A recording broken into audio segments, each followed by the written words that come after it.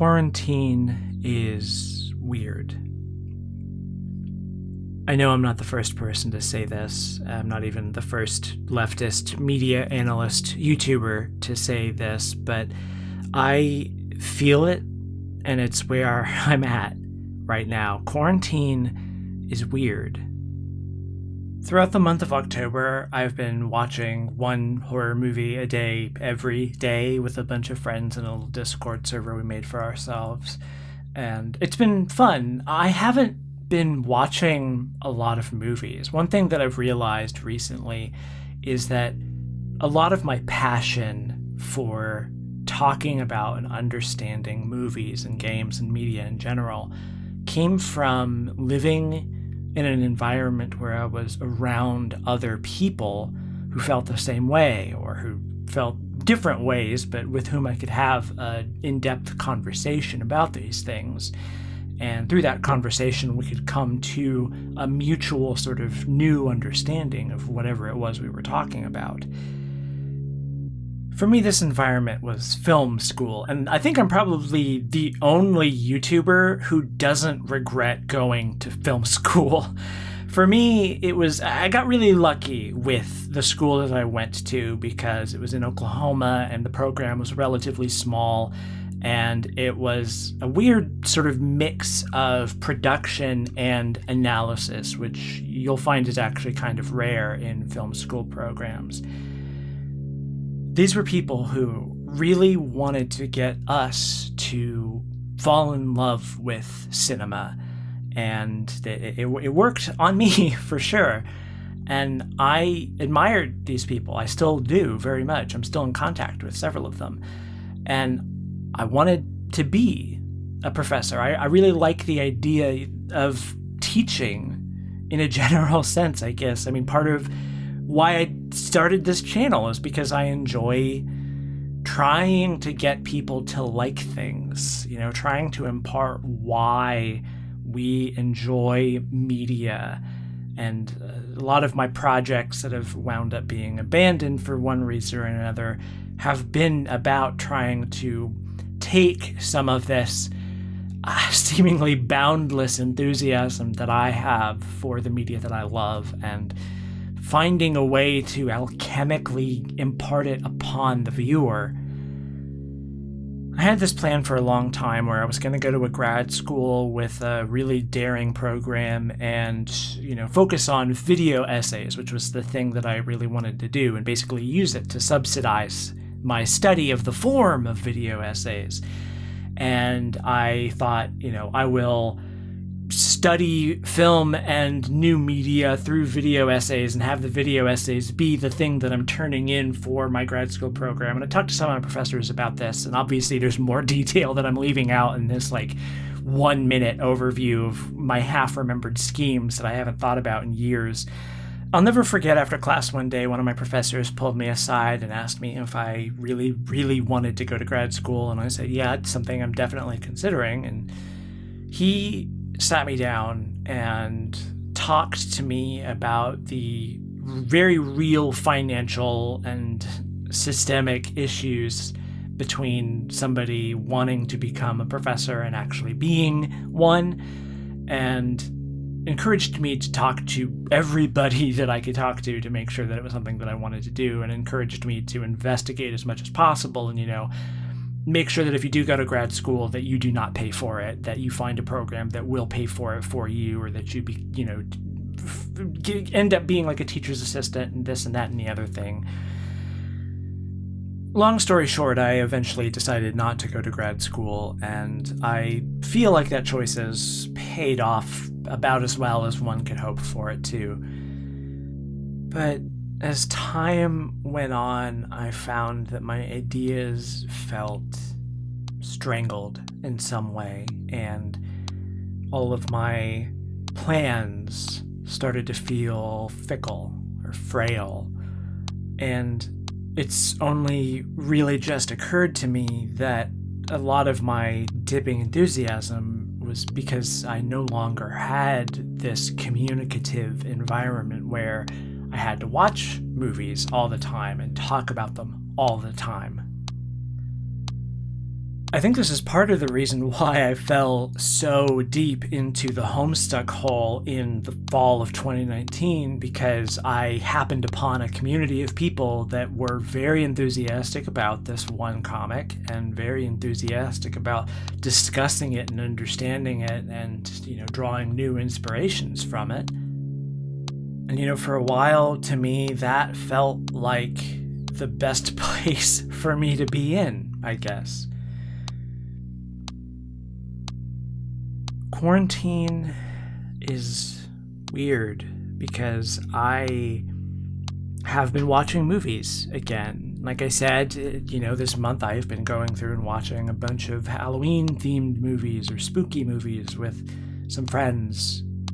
We've been having loads of really interesting conversations about them, and this has sort of spun off into script ideas for future videos, and I've really found the light that made me want to do YouTube stuff in the first place again, although it's not necessarily reflected on the channel right now. I have a lot of scripts and I have a lot more confidence than I had previously. But damn, quarantine is so weird because I'm having these conversations in text with a bunch of introverts who don't really like to be on call. And that's a dig on me as much as it is on them. And I'm watching horror movies about isolation and the crushing spaces that we build around ourselves, and really feeling how different they are after quarantine, after the coronavirus pandemic, after this year. I laugh, but it's not funny. I laugh because that's the only thing I know to do anymore. One of the films we've watched is Kiyoshi Kurosawa's Pulse, and I love this movie. I've watched it a bunch of times. I wrote an essay about it in undergrad. It's a movie that I've thought a lot about and continue to think a lot about. So it was fun to revisit with a bunch of people who had never seen it before, because you get to see it through new eyes. This is one of my favorite things in the world to do, to show people movies that I really enjoy, that they've never seen, so that I can see it through their eyes, sort of vicariously experience it for the first time again. If you don't know, Pulse is a 2001 film about this website that pops up called The Forbidden Room, which asks if you want to see a ghost, and it shows you images of people in their rooms in front of computers, sort of doing repetitive tasks, seemingly just stuck there, and the people who visit this website are eventually visited by spirits in the real world and are eventually struck with this sense of apathy and ennui that eventually drives them to commit suicide. But instead of dying, you just sort of disappear, because what's going on, and this isn't necessarily laid out explicitly in the film in so many words, is that the ghosts want to return to the material plane, and they want humans to be out of the way. But they don't just want to kill everybody, because that would just make more ghosts, and they would thus be competition. So the whole thing is to trap them in a prison of their own loneliness.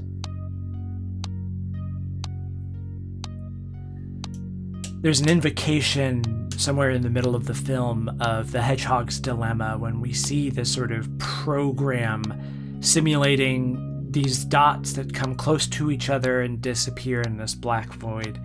And someone says, if they touch each other, they die, but if they grow too far apart, they're drawn back together. I think it's pretty obvious that this is a story about depression and about the fears and anxieties of being online in the ways that people isolate themselves. But even as this is a film that I've rewatched many times, it really hit me in a way that it hadn't done before, because it feels like I have been trapped in a prison of my own loneliness for a while now. quarantine is so weird, because while it seems so obvious that we should wear masks and we should avoid going out, doing the normal things, we've turned it into this demonstration of political fealty.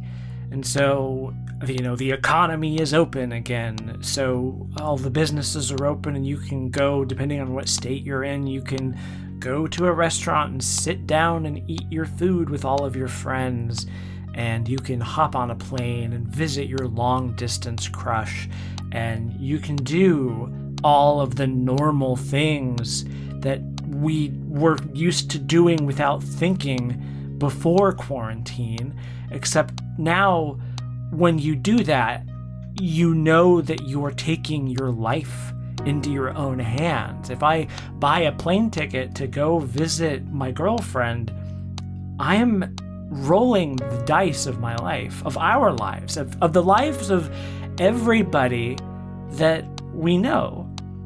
We are all surrounded by this mortal arithmetic that the people in power at this present moment have just decided we don't need to acknowledge. And I mean, this is the tenor of 2020 altogether, because there are very, very obvious and very possible solutions to all of the problems that face us. The problem is that they cost money. Those solutions cost money, and the wealthy that hold all the keys don't want to give them up. The solution here really isn't that complicated. It just involves giving people the stuff that they need so that they can afford to stay home. But the act of the government providing for people in this way is literally referred to by a lot of economists as the moral hazard. There's an interview with Kiyoshi Kurosawa where he says, "If you choose freedom, I think you have to accept being alone." He says, being a loner means you're free to do anything, but no one will help you. Quarantine is weird because functionally not a whole lot has changed about my life.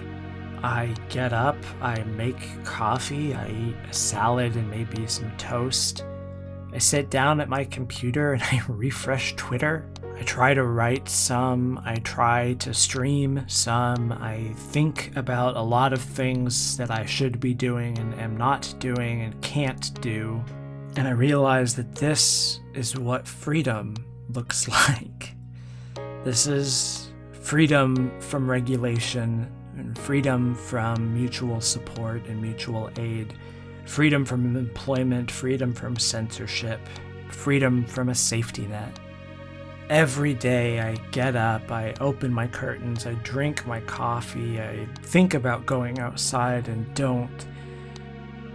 And I feel this lonely, curling, parasitic growth twisting in my gut. I don't exercise enough. I've gained a lot of weight. I think sometimes I feel my blood is weird. I think sometimes I feel my brain is weird. And I wonder, I'm officially not in my 20s anymore, so does that mean that now I'm a grand candidate for a heart attack?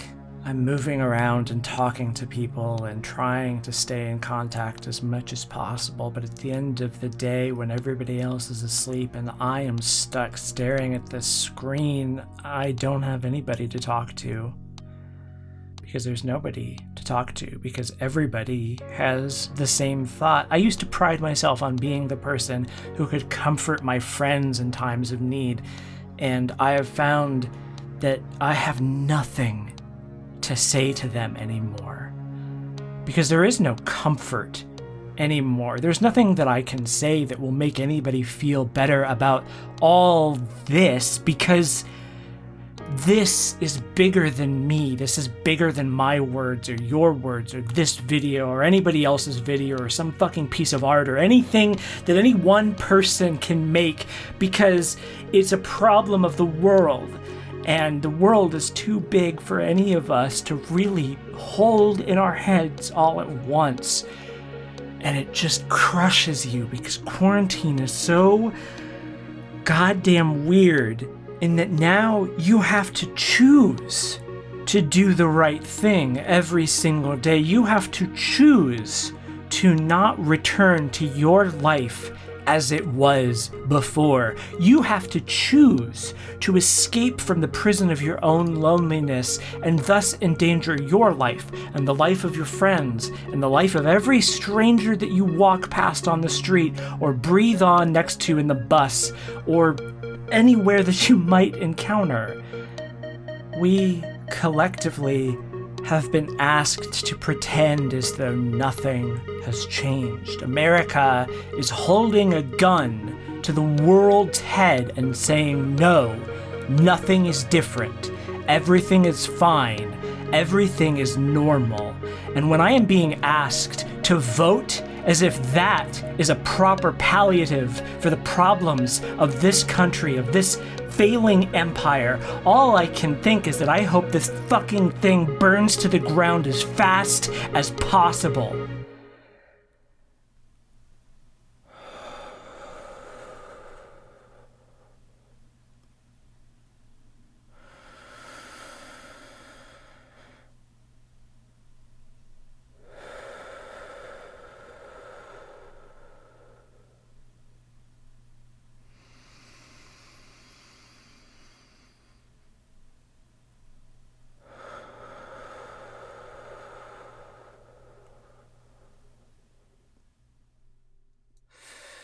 In that same interview, Kiyoshi Kurosawa talks about the influence of Godzilla on his generation of filmmakers and the bombing of Tokyo on his generation of filmmakers, where he says, it was like those adults who had experienced the war were teaching children who knew absolutely nothing about it that cities were crushed beneath the feet of monsters.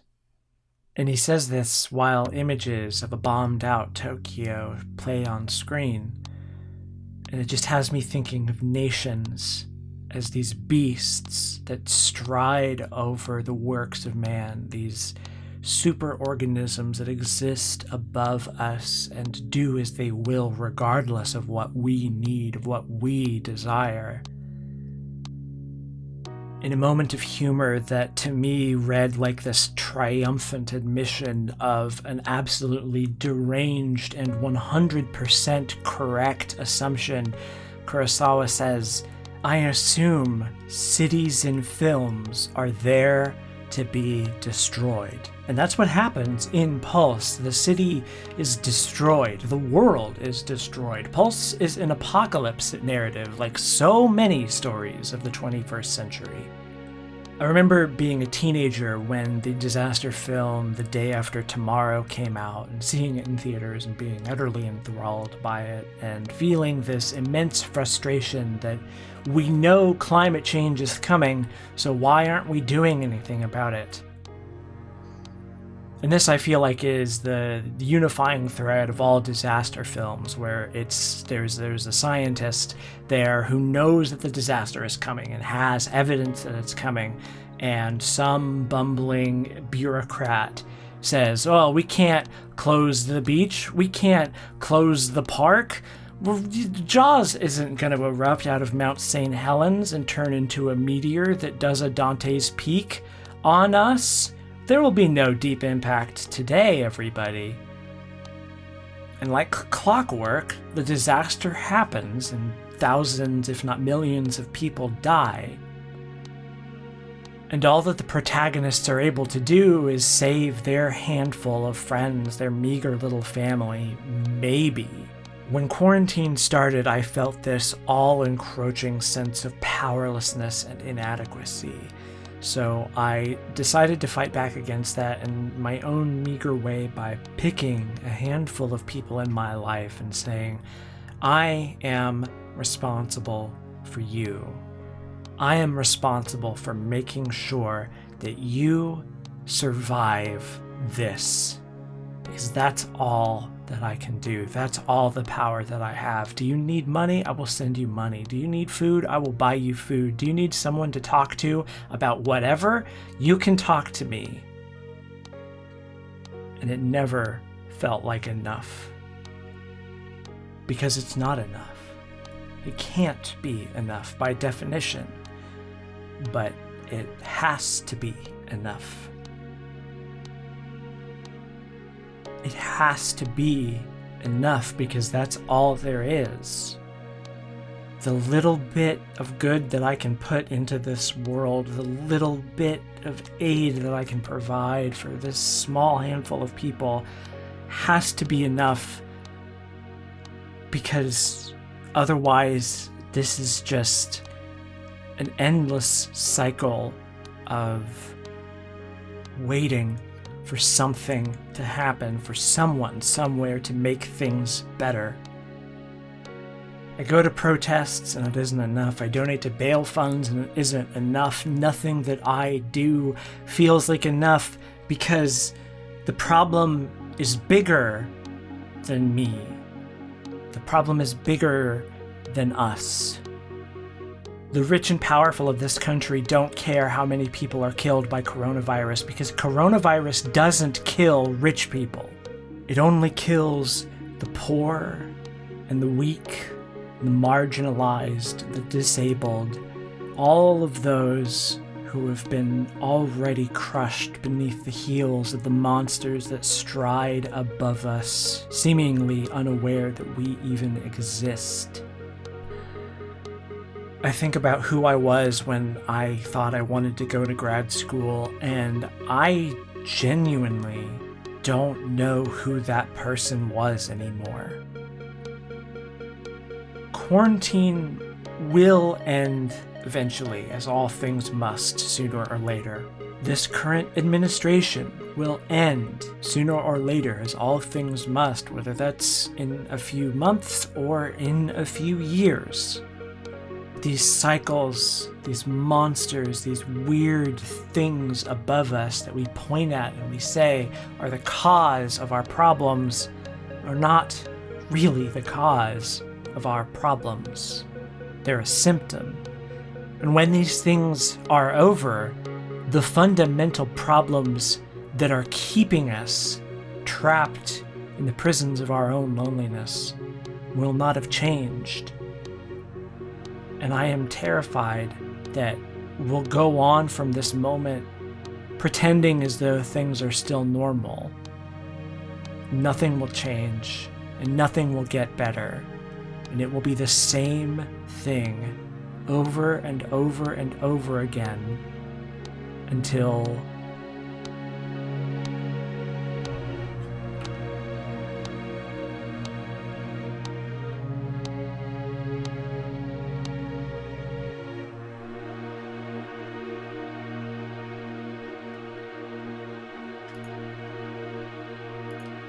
I would like to thank my $10 patrons: Emma Sylvia, Cleaver Bacon, in parentheses, Blake, Richard Daly, June Circuit, Nate Kiernan, Quirk, Jay Jorts, Jennifer Palmer, Mad Figs, Mountain Snow, Set, Cam Chacon, Kyan Shepard, Natalie Watts, J. MacD, Cynthia Darling, Faye, Robert Cutts, Athiette, L. Something Something, Susie Miniike, Brianna Bergen, Innate Optimist, Richard Dunbeck, Marcus Kitzinger Swooshy Cube, Anarcho Duck, Not Sam, Scott Olson, Z, Amy Mims, Zavak, Austin McCauley, Gary Marshall, at Sheldy Chandler, Catherine Crawl, Sip Durango, and Game Over Girl. If you would like to support me in making things that aren't usually quite like this, you can go to patreon.com/LTAS and pledge to give me some money there if you like. I'm also on Twitter at HMSNoFun. Thank you for humoring me. Take care of yourselves.